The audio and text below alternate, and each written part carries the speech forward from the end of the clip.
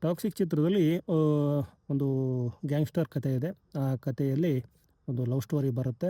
ಹಾಗೇನೇ ಬೋಲ್ಡ್ ಸೀನ್‌ಗಳು ಸಿಕ್ಕಾಪಟ್ಟೆ ಇದೆ ಅನ್ನುವಂಥದ್ದು ಸದ್ಯ ನಮಗೆ ಸಿನಿಮಾದ ಫುಟೇಜ್‌ಗಳ ಮೂಲಕ ಅಥವಾ ಹಾಡಿನ ಲಿರಿಕಲ್ ವಿಡಿಯೋದಲ್ಲಿ ಬಂದಂಥ ಫೋಟೋಗಳ ಮೂಲಕ ಅರ್ಥ ಆಗತ್ತೆ.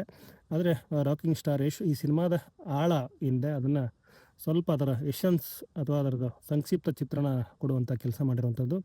ಸಿನಿಮಾಕಾನ್ ಸಮಾವೇಶ ಅಲ್ಲಿ ಭಾಗಿಯಾದಂಥ ಸಂದರ್ಭದಲ್ಲಿ ಸಿನಿಮಾನ ಪ್ರಮೋಟ್ ಮಾಡಿದ್ದಾರೆ. ಹಾಗೆಯೇ ಅಲ್ಲಿಯ ಡಿಜಿಟಲ್ ಪ್ಲ್ಯಾಟ್ಫಾರ್ಮ್‌ನ ವಿವಿಧ ಚಾನಲ್‌ಗಳಿಗೆ ಸಂದರ್ಶನ ಕೊಟ್ಟಿರುವಂಥದ್ದು. ಆ ಸಂದರ್ಶನದ ಒಂದು ವಿಡಿಯೋ ಸಂದರ್ಶನದ ವಿಡಿಯೋನ ಕನ್ನಡ ಪಿಕ್ಚರ್ ತನ್ನ ಯೂಟ್ಯೂಬ್ ಚಾನಲಲ್ಲಿ ಹಂಚಿಕೊಂಡಿರುವಂಥದ್ದು. ಅದರಲ್ಲಿರುವಂಥ ಕಂಟೆಂಟ್‌ನ ನಾನು ಇಲ್ಲಿ ಎಕ್ಸ್‌ಪ್ಲೇನ್ ಮಾಡ್ತಿರುವಂಥದ್ದು. ಸೊ ಇಲ್ಲಿ ವಿಶೇಷವಾಗಿ ಹೇಳುವಂಥದ್ದು ಏನಂತಂದರೆ, ಈ ಚಿತ್ರದಲ್ಲಿ ಕೇವಲ ಒಂದು ಗ್ಯಾಂಗ್ಸ್ಟರ್ ಕಥೆ ಅಷ್ಟೇ ಅಲ್ಲ, ಒಂದು ತಂದೆ ಮತ್ತು ಮಗನ ರಿವೆಂಜ್ ಸ್ಟೋರಿ ಇದೆ. ಜೊತೆಗೆ ಒಂದು ಲವ್ ಸ್ಟೋರಿ ಇದೆ.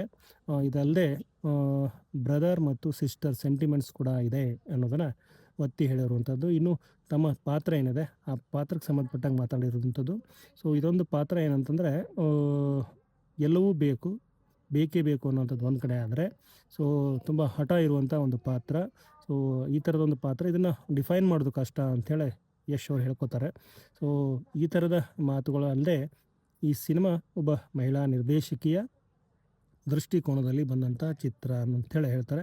ಹಾಗೆಯೇ ಇದು ಯಾವ ಕಾಲಘಟ್ಟದಲ್ಲಿ ಇರುವಂಥ ಸಿನಿಮಾ ಅಂದರೆ, ಯಾವ ಬ್ಯಾಕ್‌ಡ್ರಾಪಲ್ಲಿ ಇರುವಂಥ ಸಿನಿಮಾ, ಯಾವ ಕಾಲಘಟ್ಟದ ಬ್ಯಾಕ್‌ಡ್ರಾಪಲ್ಲಿ ಇರುವಂಥ ಸಿನಿಮಾ ಅನ್ನೋದನ್ನು ಹೇಳ್ಕೊತಾರೆ. 1947 ಭಾರತಕ್ಕೆ ಸ್ವಾತಂತ್ರ್ಯ ಸಿಗುತ್ತೆ. ಸೊ ಆದರೆ ಗೋವಾ ಅಂತ ಬಂದಾಗ ಅಲ್ಲಿ ಸ್ವಾತಂತ್ರ್ಯ ಅನ್ನುವಂಥದ್ದು 1961ರ ನಂತರನೇ ಅಂತ ಹೇಳ್ಬೋದು. ಯಾಕಂದರೆ ಅಲ್ಲಿವರೆಗೂ ಪೋರ್ಚುಗೀಸರು ಆ ಒಂದು ಗೋವಾನ ಆಳ್ತಿದ್ದರು. ಆ ಸಮಯದಲ್ಲಿ ಭಾರತೀಯರಿದ್ದರು, ಹಾಗೆಯೇ ಪೋರ್ಚುಗೀಸರು ಇದ್ದರು. ಸೊ ಎಲ್ಲ ವ್ಯವಹಾರಗಳು ನಡೀತಿತ್ತು. ಆ ಸಂದರ್ಭದಲ್ಲಿ ನಡೆಯುವಂಥ ಒಂದು ಚಿತ್ರ ಈ ಟಾಕ್ಸಿಕ್. ಸೊ ಗ್ಯಾಂಗ್ಸ್ಟರ್ ಕತೆ, ಹಾಗೆಯೇ ಪವರ್‌ಗಾಗಿ ನಡೆಯುವಂಥ ಕಿತ್ತಾಟಗಳು, ಹೊಡೆದಾಟಗಳು, ಹಾಗೆಯೇ ಅಲ್ಲಿಯ ಇತರ ವಿಚಾರಗಳು, ಮನುಷ್ಯ ಸಂಬಂಧದ ಡಾರ್ಕ್ ಸೈಡ್ ಏನಿದೆ ಅದು ಕೂಡ ಈ ಒಂದು ಚಿತ್ರದಲ್ಲಿ ಇರುವಂಥದ್ದು.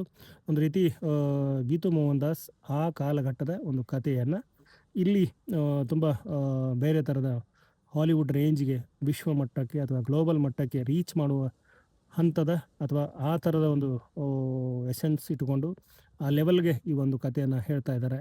ಸೊ ಸದ್ಯಕ್ಕೆ ಈ ಸಿನಿಮಾಗೆ ಸಂಬಂಧಪಟ್ಟಂಗೆ ಇಷ್ಟು.